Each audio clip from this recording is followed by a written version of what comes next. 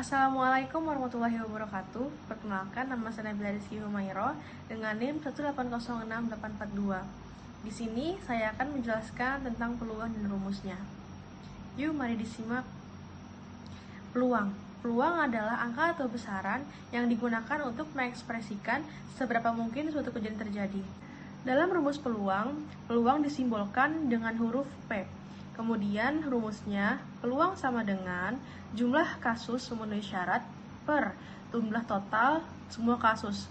Jumlah kasus memenuhi syarat disimbolkan yaitu dengan N dalam kurung A, dan jumlah total semua kasus disimbolkan dengan N dalam kurung S.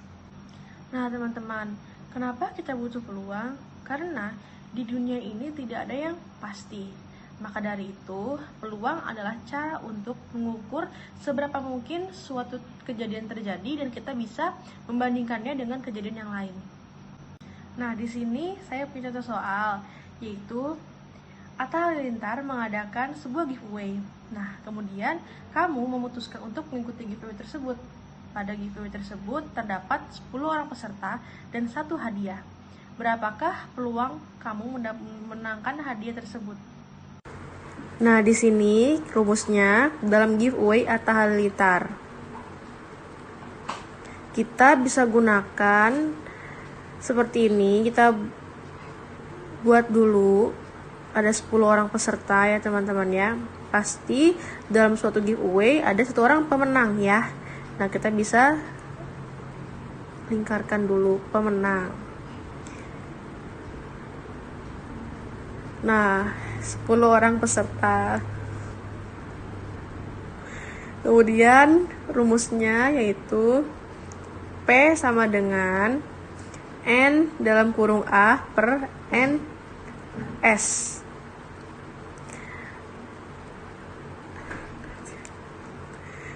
Terus peluang untuk menang P. Kemudian kita di sini memiliki 1 orang pemenang. Kita bisa tulis 1 per dan 10 orang peserta per 10 sama dengan 0,1 atau 10%. Karena bisa kita ubah ke dari desimal ke persen seperti itu ya teman-teman ya. Nah, seperti itu. Di sini saya memiliki soal yaitu kita menggunakan sebuah dadu dan dilempar 1 kali. Berapa peluang kamu memperoleh angka 5? Nah, di sini kita bisa menuliskan rumusnya dulu. P sama dengan N dalam kurung A per N dalam kurung S.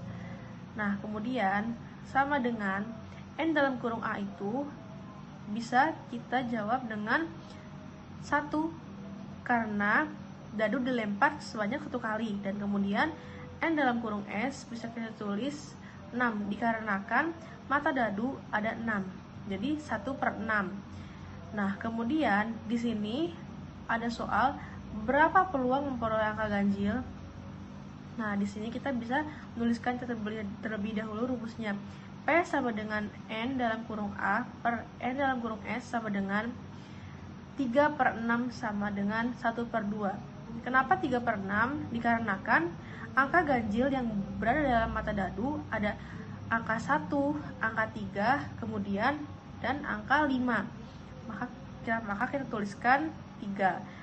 Kemudian per 6 dikarenakan mata dadu ada 6. Jadi 3 per 6. 3 per 6 sama dengan 1 per 2. Nah, kemudian ada soal juga berapa peluang memperoleh angka genap. Kita tulis dulu rumusnya. P sama dengan N dalam kurung A per N dalam kurung S sama dengan 3 per 6 sama dengan 1 per 2. Kenapa 3 per 6? 3 diperoleh dari angka genap dari mata dadu yaitu 2, 4, dan 6. Kemudian kenapa 6? Dikarenakan mata dadu memiliki 6 mata dadu kan. Kemudian di sini saya memiliki contoh soal yang ketiga. Saya akan bilang soalnya. Risma mempunyai 2 dadu dan dilempar. Kemudian berapa peluang kedua mata dadu jika dijumlahkan hasilnya adalah 7? Nah, di sini kita bisa menggunakan tabel bantuan untuk rumus ya teman-teman ya. Nah, di sini saya memiliki contoh tabel seperti itu. Kemudian Di sini kita lihat ya teman-teman ya, angka berapa saja yang hasilnya jika dijumlahkan 7. Nah, di sini saya memiliki 61, 52, 43, 34, 25, dan 16. Nah, di sini jumlah kasus ada 6 dikali 6. NS sama dengan 36 dikarenakan 6 dikali 6, 36. Dan NA sama dengan 6 dikarenakan jumlah angka yang hasilnya 7 itu ada 6. Nah, kemudian kita tulis rumusnya P7, maksudnya peluang 7 sama dengan N dalam kurung A per N dalam kurung S sama dengan 6/36. Kemudian 6/36 adalah 1/6. Di sini saya memiliki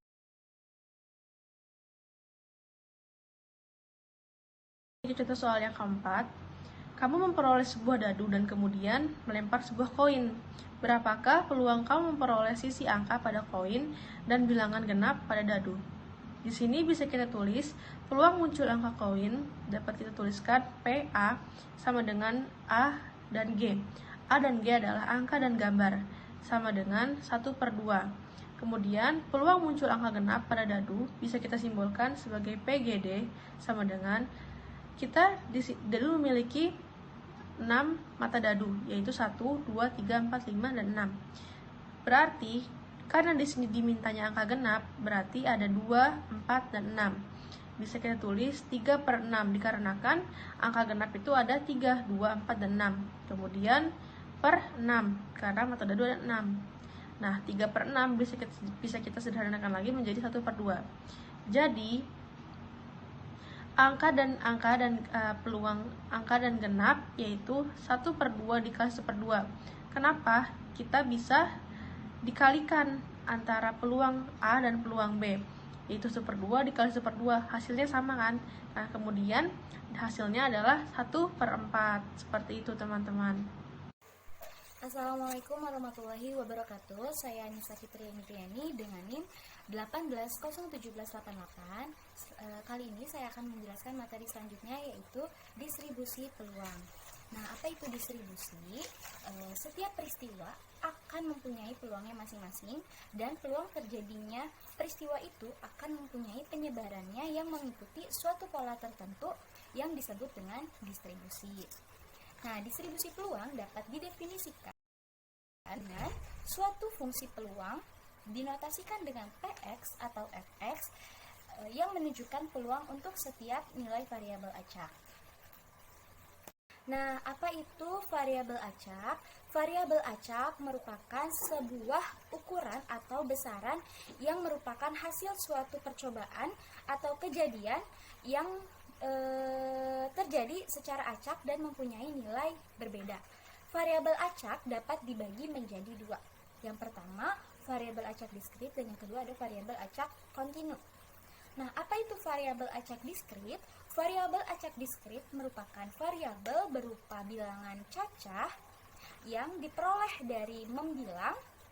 dari hasil membilang yang menyatakan banyak objek yang mempunyai sifat tertentu. Misalnya, banyak siswa SD Pratama yang terlambat datang pada hari Senin. Nah, selanjutnya, apa itu variabel acak kontinu? Variabel acak kontinu merupakan variabel berupa bilangan real yang diperoleh dari hasil pengukuran. Biasanya merupakan nilai pada suatu interval tertentu. Misalnya seperti panjang dan lebar sebuah papan tulis dalam meter. Selanjutnya, ada contoh soal yang pertama. Seorang siswa mengerjakan satu tes butir soal pilihan benar salah. Benar dilambangkan dengan B dan salah dilambangkan dengan huruf S yang diberikan oleh gurunya. Maka peluang P menjawab benar sama dengan peluang menjawab salah, yaitu sebesar 1/2. Apabila jawaban benar diberi tanda 1 dan salah diberi tanda 0, notasi jawaban dilambangkan dengan X. Maka notasi peluang yang baru adalah Px sama dengan 1 sama dengan 1/2 untuk jawaban benar. dan PX sama dengan 0 sama dengan 1/2 untuk jawaban yang salah. Apabila butir soal benar salah yang dijawab siswa ada 2 butir, maka akan terjadi pasangan yaitu benar-benar, salah-salah, salah-benar, dan salah-salah. Ada 4. Dalam bentuk peluang didapat peluang benar-benar, peluang benar salah, peluang salah benar, dan peluang salah-salah, yaitu sebesar 1/4. Untuk jawaban benar pada 2 butir benar salah dinyatakan dengan X, maka X sama dengan 0, X sama dengan 1, X sama dengan 1, dan X sama dengan 2. Secara visual, frekuensi jawaban benar dapat disusun dalam bentuk tabel sebagai berikut.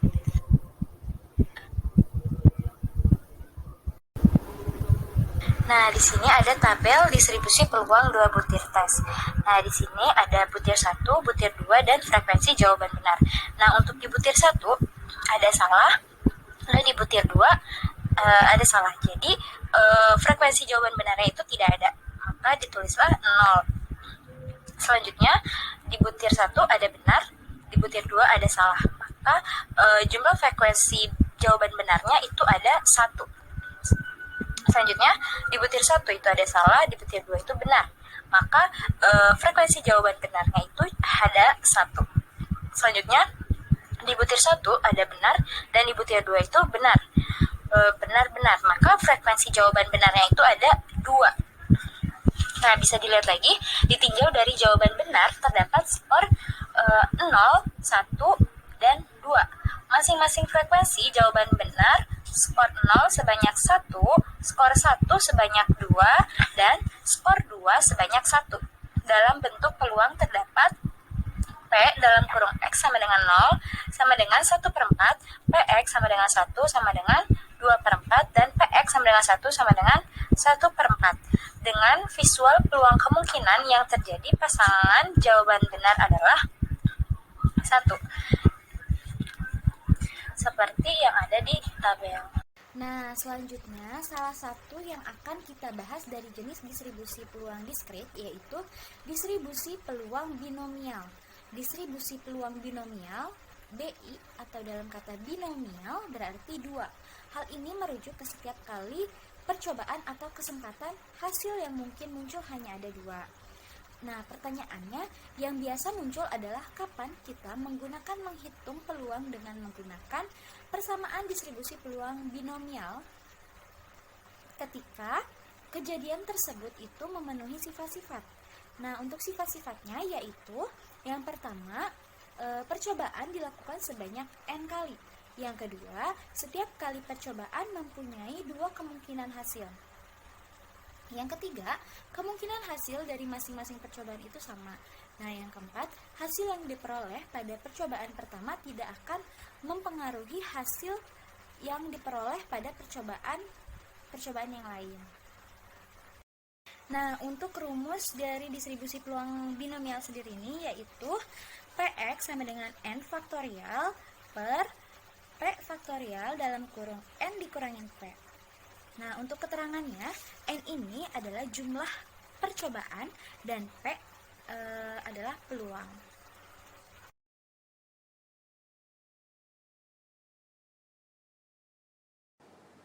Assalamualaikum warahmatullahi wabarakatuh. Perkenalkan, saya Arshinta Hermadianti dengan NIM 1801909 sebagai pemateri ketiga. Di sini saya akan membahas tentang distribusi normal.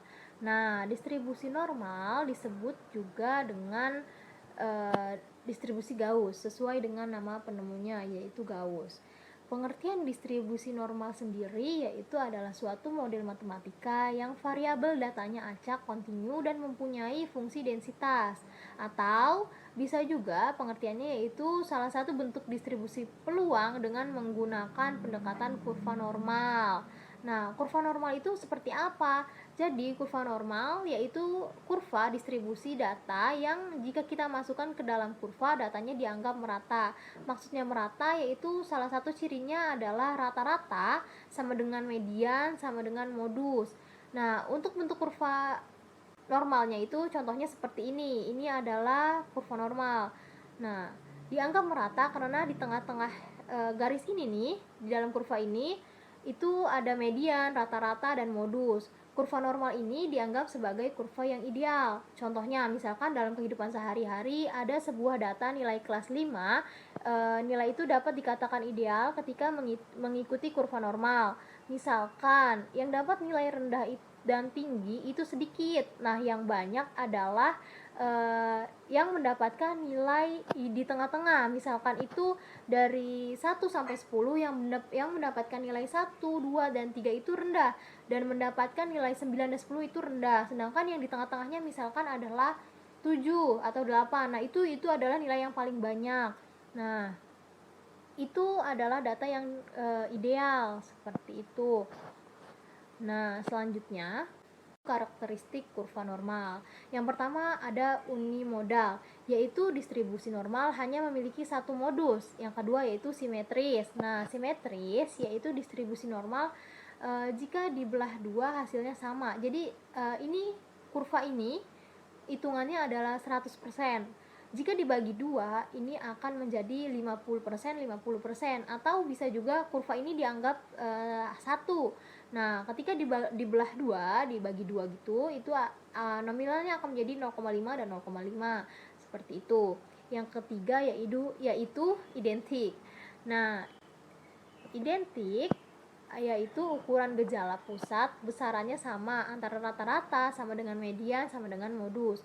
Jika ditransformasikan ke skor baku atau Z sama dengan 0. Yang selanjutnya, yang keempat, yaitu asimptotik. Nah, asimptotik yaitu kurva normal tidak pernah menyentuh absis atau garis mendatar atau sumbu X. Nah, ini yang garisnya warna biru ini jika diteruskan garisnya mendekati sumbu X tapi tidak pernah menyentuh atau melewati sumbu X. Jadi deket aja tapi nggak akan menyentuh sumbu X. Intinya tidak akan menyentuh sumbu X. Selanjutnya yaitu fungsi densitas. Nah, ini adalah rumus dari distribusi normal umum.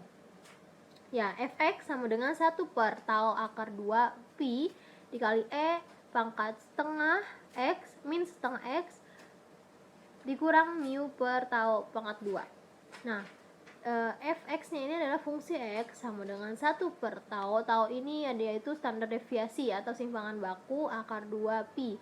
V ini konstanta pi. Tau sudah ditentukan ya 22/7. Selanjutnya E-nya ini konstanta bilangan Euler. Ini juga sudah ditentukan ya. Selanjutnya min setengah X. X-nya ini adalah nilai dari variabel acak X. Selanjutnya min mu.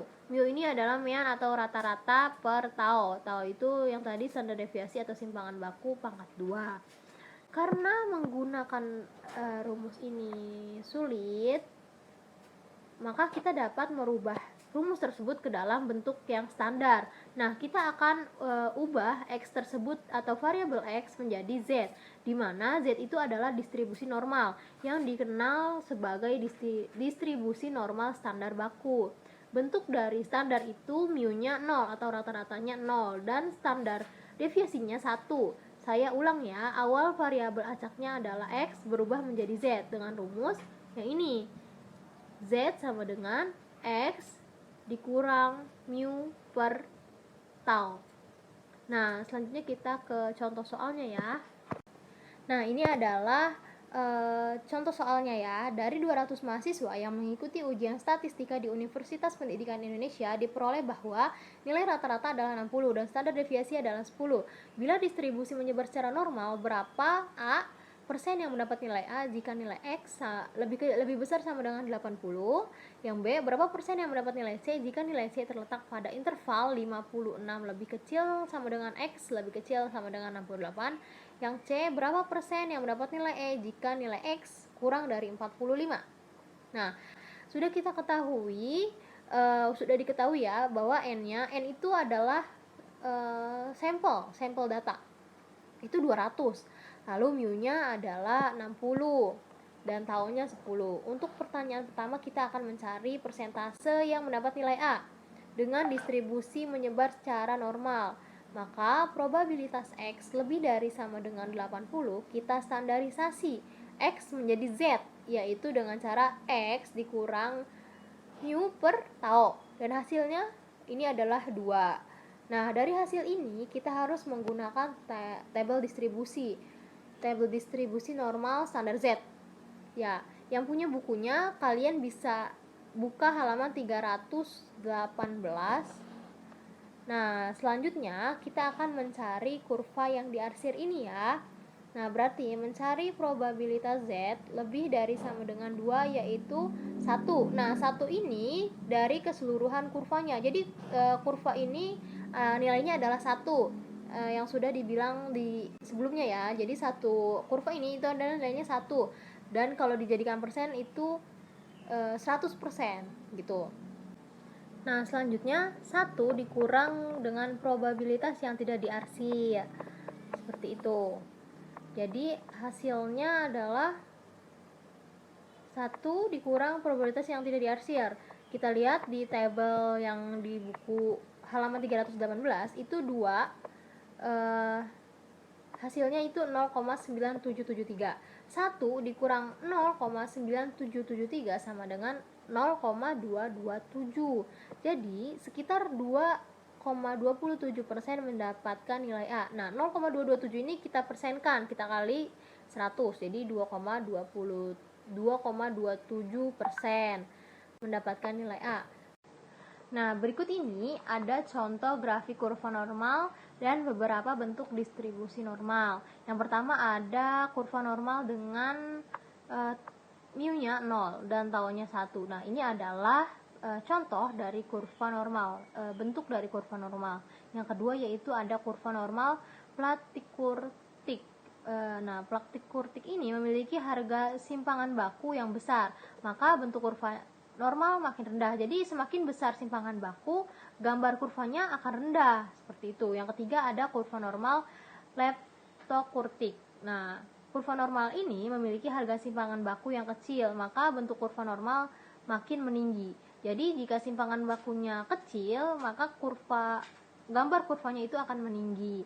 Selanjutnya yang keempat yaitu ada luas kurva normal baku. Nah, kurva normal baku memiliki luas cakupan yang dibatasi oleh skor baku atau Z. Antara Z sama dengan min 1 dan plus 1, atau Z min 2 dan plus 2. Selanjutnya kalau 3, min 3 dan plus 3. Masing-masing besarannya adalah 68,27%, 95,45% dan 99,73%. Sedangkan luas keseluruhannya adalah 100% atau 1. Nah, sekian materi dari saya. Terima kasih. Akan dilanjutkan oleh teman saya. Baik, Assalamualaikum warahmatullahi wabarakatuh. Sebelumnya izin perkenalkan diri, nama saya Regita Julija Permata Indah dengan NIM 1806014. Saya pemateri keempat dari kelompok 4 yang akan melanjutkan pemaparan materi mengenai distribusi Staden. Nah, distribusi Staden ini memiliki variabel acak kontinu, sama seperti distribusi normal baku. Nah, di mana distribusi Staden ini ditemukan pada tahun 1908 dalam suatu makalah William Seeley Gosset. Nah, distribusi Staden juga biasa disebut dengan distribusi T, yang mana banyak digunakan untuk statistika inferensial atau uji hipotesis. Nah, di dalam distribusi T sudah terdapat derajat kebebasan, yang mana derajat kebebasan ini diambil dari sampel dikurang 1, jumlah sampel dikurang 1, dan sudah juga terdapat luas yang telah ditentukan. Nah, bisa dilihat bersama-sama distribusi T ini atau distribusi Staden. Untuk mencari perhitungan distribusinya terdapat rumus di mana T sama dengan X bar dikurangi mu per S per akar dari N. Nah, untuk perhitungan distribusi T ini tidak lagi harus menggunakan rumus ini, karena sudah disediakan tabel distribusi T atau tabel T. Nah, bisa dilihat di PowerPoint terdapat kurva distribusi T. Nah, bentuk kurva distribusi T sama seperti distribusi normal baku. dimana simetrik terhadap P sama dengan 0. Nah, kurva distribusi Staden ini terdapat luas daerah sama dengan P dibatasi oleh TP. Nah, nilai T ini diperoleh dari DK yang mana DK ini sampel dikurangi 1 dan P yang telah diberikan. Nah, bisa kita lanjut biar lebih jelasnya kita ke contoh soal. Nah, di contoh soal ada contoh soal yang nomor pertama yaitu suatu sampel acak berukuran N sama dengan 14 atau N ini yaitu tadi sampel dan peluangnya atau P sama dengan 0,95. Nah, untuk mencari derajat kebebasan atau DK yaitu tadi sampel dikurangi 1. Sampelnya 14 dikurangi 1 sama dengan 13 dan P-nya yaitu 0,95. Nah, kita lanjut ke slide berikutnya yaitu di mana terdapat tabel T. Nah, di tabel T ini DK-nya yaitu pada kolom kiri yang paling kiri yaitu 13. Nah, kita lihat ada angka 13 di kolom yang paling kiri. Dan batas atasnya yaitu P atau luas yaitu 0,95. Nah, jadi tadi DK-nya itu yang berada di kolom kiri 13. Nah, kita tarik hingga bertemu dengan luasnya atau yang batas atasnya yaitu 0,95. Kita tarik. Nah, nanti akan bertemu dengan jawabannya yaitu 1,771 yang mana 1,771 ini yaitu memiliki derajat kebebasan 13 yang dimiliki oleh derajat kebebasan 13 dan peluang dari 0,95. Nah, lanjut ke soal yang kedua yaitu sampel acak yang diambil dari suatu populasi berukuran N25 dan peluang P sama dengan 0,95. Nah, DK atau derajat kebebasannya itu tadi sampel dikurangi 1, 25, sampelnya dikurangi 1 menjadi 24. Nah, luasnya diketahui 0,99. Nah, untuk mencari T-nya ini yaitu tadi DK-nya 24, kolom kiri kita cari 24 serta batas atasnya atau P-nya kita cari 0,99. Nah, sudah ketemu, kita tarik di kedua bagian. Nah, dan akan bertemu dengan T-nya yaitu 2,49. Seperti itu. Baik, yang selanjutnya yaitu ada distribusi C kuadrat. Nah, distribusi C kuadrat berasal dari distribusi normal baku juga yang memiliki rata-rata sama dengan 0 dan variasi sama dengan 1.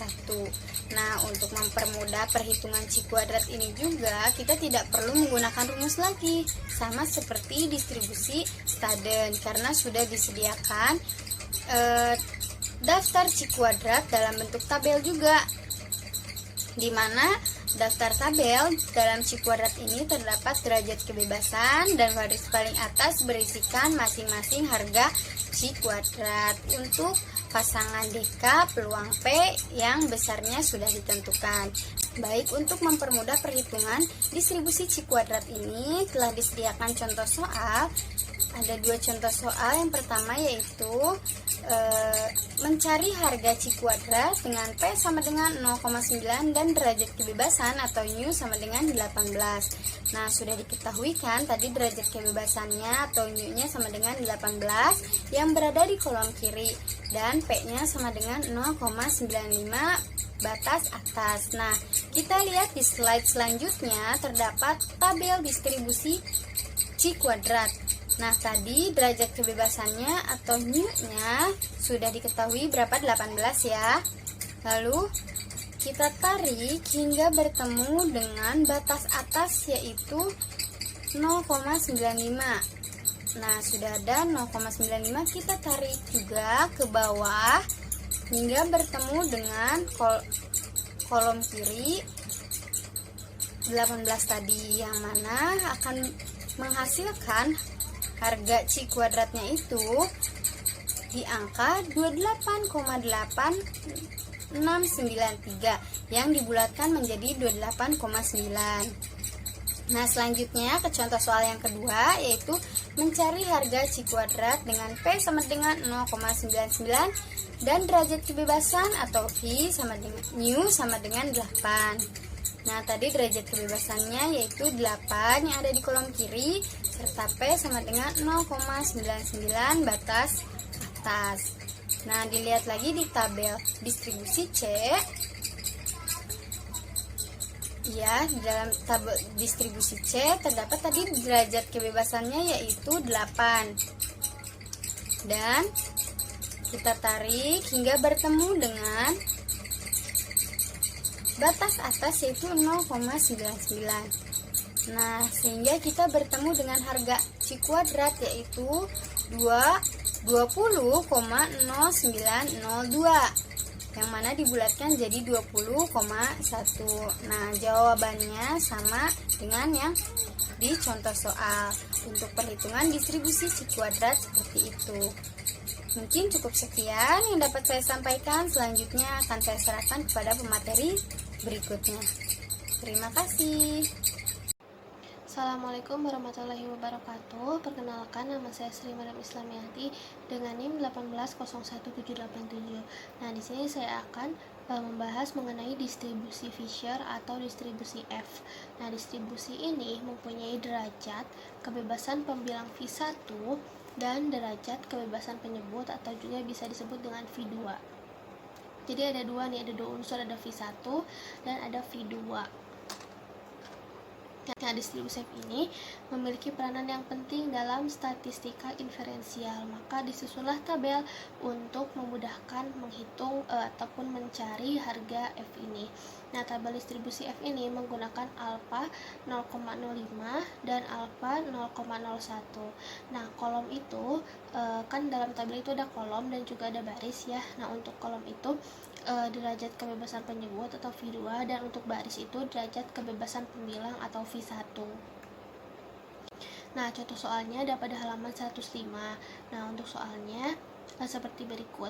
Dua kelompok siswa mengikuti ujian bahasa Indonesia. Masing-masing derajat kebebasan V1 sama dengan 20 dan V2 sama dengan 10. Dapat ditulis dengan V1, V2 atau dalam kurung 20,10. Dihitung pada alfa 0,05 dan alfa 0,01. Berapa harga F untuk masing-masing alfa? Nah, tadi sudah diketahui ya. Jadi yang pertama-tama kita cari itu harga nilai F1-nya dan juga nilai nilai V1-nya dan juga nilai V2-nya. Itu sama dengan 20 dan 10. Nah, yang ditanyakan yaitu harga F. Harga F pada alfa 0,05 dan alfa 0,01. Nah, jawabannya itu pada tabel dengan alfa 0,05 yaitu pada pertemuan baris dan kolom mencari derajat kebebasan pembilang V1 nya itu 20 dan bagian kolom derajat kebebasan penyebut V2 nya itu 10, diperoleh harga F nya itu 2,77. Nah, dari mana sih 2,77 itu? Nah, kok bisa tiba-tiba ada pada jawabannya gitu kan. Nah, untuk harga F 2,77 nya itu diambil dari tabel. Nah, ini tabelnya ya teman-teman. Nah, kita sekalian aja deh sama jawabannya yang 0,01.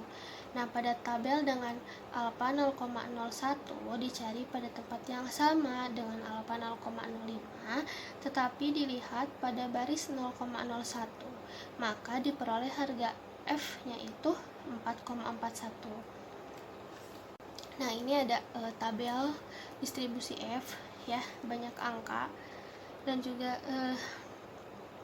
untuk pembilangnya 1 sampai 500 untuk tabel ini ya. Dan juga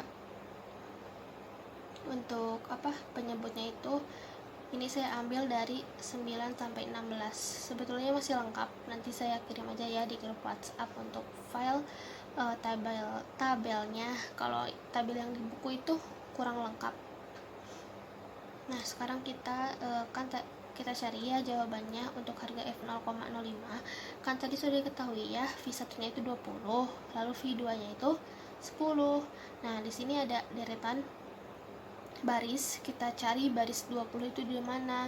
Nah ada di sini ya, di tengah-tengah 16, antara 16 dan 24 dan 20. Nah untuk 10 nya itu inilah kelihatan ya pada kolom kedua.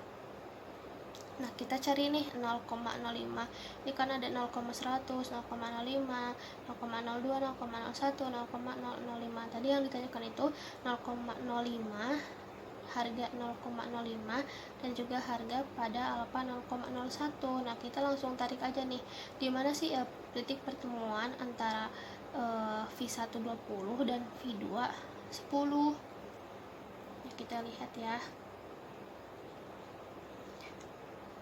Nah ternyata titik pertemuannya itu untuk 0,05 itu ada pada 2,77 dan untuk 0,01 nya itu ada pada 4,41. Nah jadi sudah diketahui ya teman-teman, jadi hasilnya itu didapat dari tabel distribusi Fisher. Nah untuk mencari peluang 0,95 dan 0,99 pada distribusi F dapat dicari dengan rumus berikut. F sama F dalam kurung 1 kurangi P dalam kurung V1 V2 sama dengan 1 per FP dalam kurung V1 V2. Nah untuk F harga F0,05 pada V1 V2 nya 2010 itu kan tadi sudah didapati hasilnya 2,77. Nah kita pengen tahu nih harga alfa 0,05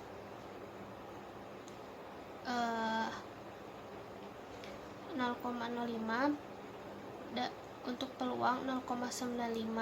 Nah itu tinggal masukkan saja ke rumus, jadi 1 per 2,77 hasilnya 0,361. Nah untuk yang 0,01 nya juga itu bisa dirubah ke 0,95. Itu berarti rumusnya F sama dengan 1 dibagi 4,71. Nah tadi 471 nya itu dari mana, kan tadi sudah dicari ya harga untuk alfa 0,01 nya itu hasilnya 4,71. Nah, jadi hasilnya 0,212. Nah, sekian yang dapat kami sampaikan. Mohon maaf apabila terdapat kesalahan kata ataupun terdapat kekurangan dalam penjelasan. Kurang lebihnya sekian dan terima kasih. Wassalamualaikum warahmatullahi wabarakatuh.